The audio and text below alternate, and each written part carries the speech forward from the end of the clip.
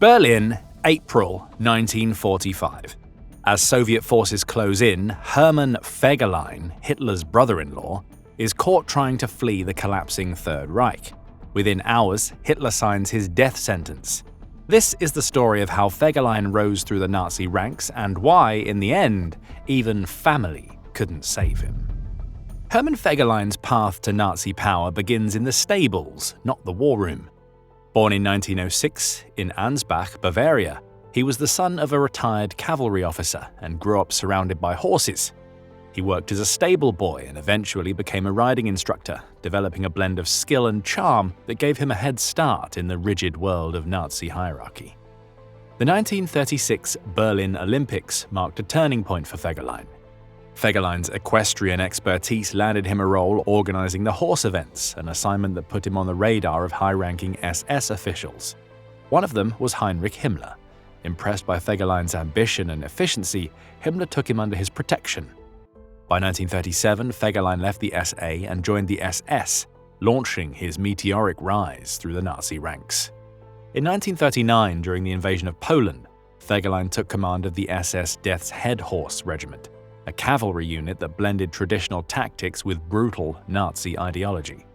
Under his leadership, the unit carried out the Campinos Forest Massacre, executing around 1,700 Polish civilians.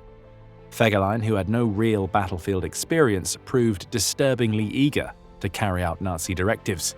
His actions in Poland paved the way for even deadlier missions on the Eastern Front. Fegelein's opportunism surfaced early. He was nearly court-martialed for looting from Polish prisoners, including a racing bicycle he mailed to himself. But Himmler stepped in to protect him, a sign of the patronage that would shield Fegelein again and again as he climbed the ranks. By 1941, Fegelein was leading SS cavalry units in Belarus and Ukraine, hunting down partisans and wiping out Jewish communities. He reported directly to Himmler and earned a reputation for cold efficiency, valuing body counts over conscience. His brutality and loyalty made him one of Himmler's favorite officers. In 1942, he was appointed SS liaison to Hitler's headquarters, inserting himself into the rivalries and power plays of the Führer's inner circle.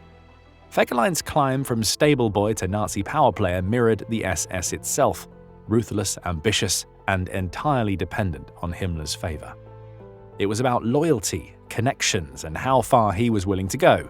That same system would later abandon him. In 1941, Fegelein was tasked with cleansing the Pripyat marshes in Belarus. Under the command of Erich von dem Bach-Zalewski, his SS cavalry brigade carried out systematic raids across Jewish villages and partisan strongholds. Killings stalled in late July, at least in Himmler's eyes. On August 1st, he sent Fegelein a telegram scolding him for not executing enough people. What followed was a horrific escalation. Regimental Order No. 42 expanded the killings to all Jewish males over the age of 14, and soon to women and children as well. Himmler's telegram marked a turning point. What began as selective executions based on age or skill quickly became a total extermination. By August 1941, every Jew in the region, man, woman, and child, was a target. Drowning victims in the marshes proved too inefficient, so Fegelein's men turned to mass shootings, marching entire villages to nearby killing fields. Local collaborators helped by identifying Jewish homes and sealing off towns. It became a cold, calculated system designed for maximum efficiency and minimal survival. By September 1941, Fegelein's final report claimed 14,178 Jews had been killed, along with 1,700 alleged partisans and enemy soldiers. Post-war investigations estimate the real number of Jewish victims at closer to 24,000, nearly twice the official count. For the SS, murder had become paperwork, and Fegelein was one of its most efficient clerks. The Pripyat massacres were more than local horror, they were a dress rehearsal for the Holocaust. Each step directed from Berlin. The methods developed here, tight coordination, logistical planning, and obsessive record-keeping, would be replicated on an industrial scale in the death camps. By 1944, as Germany's war effort unraveled, Fegelein looked for a lifeline. He found it in marriage, specifically to Gretel Braun, the younger sister of Eva Braun. Their wedding on June 3, 1944 in Salzburg was no ordinary ceremony. Orchestrated by Eva and approved by Hitler, it was a lavish affair with fine dining, champagne and dancing, even as the Third Reich was crumbling. The marriage wasn't about love, it was a power move, a calculated step into Hitler's closest circle at a time when survival demanded proximity to power. The two-day spectacle, split between Hitler's and Martin Bormann's mountain residences, was a bizarre display of decadence while the Reich teetered on the edge of defeat. Eva Braun had planned every detail, not just to celebrate her sister, but to secure her own influence within Hitler's shrinking inner world. Fegelein gained immediate benefits from the marriage, including unrestricted access to Hitler's private quarters and decision-making sessions. His new role as Hitler's brother-in-law allowed him to bypass normal SS protocols, reporting directly to the Führer. Yet behind his easy charm, Fegelein cared only about self-preservation. He continued his extramarital affairs, often flirting openly at gatherings.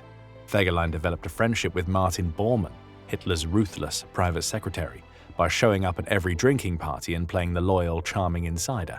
According to Traudl Junge, he once said the only things that mattered to him were his career and a life full of fun. Even as his wife carried their child, he remained focused on his own survival. But when Himmler's secret peace talks with the Allies were uncovered, Fegelein's close ties to the disgraced SS chief became dangerous. By the 27th of April 1945, Berlin was in ruins. Soviet artillery pounded the city day and night, and deep beneath the rubble, Hermann Fegelein was trapped inside Hitler's bunker. What had once been a command center was now a tomb, filled with fear, betrayal, and desperation. High-ranking Nazis like Goering and Himmler had already made their moves to save themselves, cutting secret deals with the Allies or fleeing entirely. Fegelein watched it all unravel, every shell blast shaking the bunker and what remained of Nazi authority. As the situation deteriorated, Fegelein's behavior became increasingly erratic. He drank heavily, made reckless remarks about the war's hopelessness, and appeared visibly shaken. Witnesses described his usual confidence giving way to nervous agitation. Later that day, Fegelein disappeared. He was found hours later by officers from the Reichssicherheitsdienst in his Berlin apartment, drunk. He had stripped off his SS uniform and changed into civilian clothes, hoping to vanish in the chaos, but it was too late. What they discovered in his apartment was damning: cash-stuffed bags, jewelry, and multiple passports. Fegelein was also in the possession of a briefcase with documents.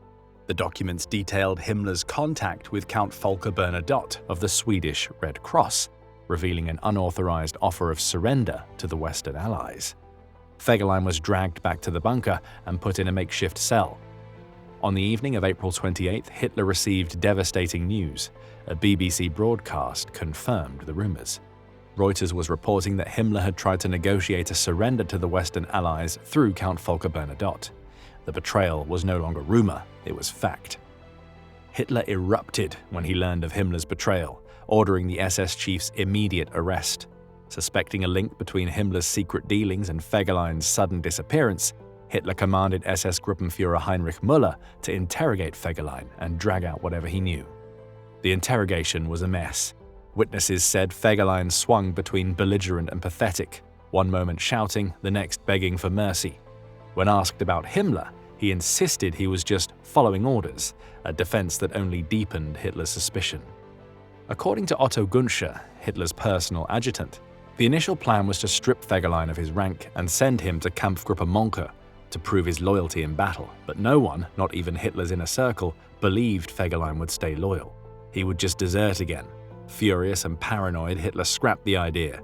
He ordered Fegelein to face a court-martial instead. Eva Braun made repeated attempts to save Hermann Fegelein. She pleaded with Hitler, emphasizing her sister Gretel's pregnancy and the unborn child's need for a father. According to Traudl Junge, one of Hitler's secretaries, Braun begged for mercy, highlighting Fegelein's family connection through his recent marriage. Hitler initially hesitated, considering sending Fegelein to the front lines as punishment. However, this changed when interrogators uncovered documents linking Fegelein to Himmler's secret peace negotiations with the Allies. Eva Braun's tears changed nothing. After her final plea was ignored, the fate of Hermann Fegelein was sealed. But what exactly happened next remains a matter of debate. In the end, Hermann Fegelein, the man who had built his career on loyalty, brutality, and survival instincts, died alone, drunk and sobbing. Once the rising star of the SS, now a traitor, executed in the garden of the Reich Chancellery, just days before Hitler and Eva Braun would meet their own grim end. His fall was swift, his death almost casual. Shot in the neck by an SS executioner after a rushed tribunal stripped him of his rank. The entire process took less than 15 minutes.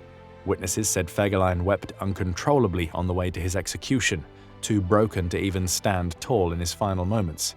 Traudl-Junge later recalled hearing he was shot like a dog, a brutal but fitting end.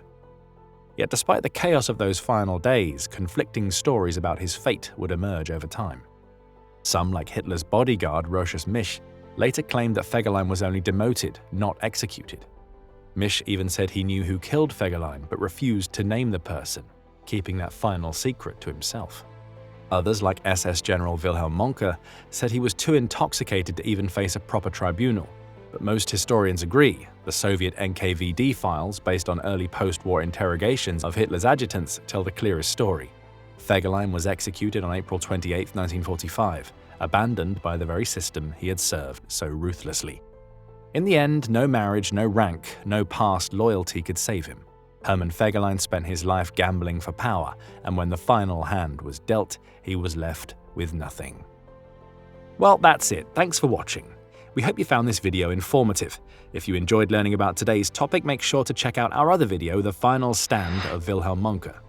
Don't forget to like this video, subscribe to our channel, and hit the notification bell to stay updated on more World War II content. And we'll see you in the next one.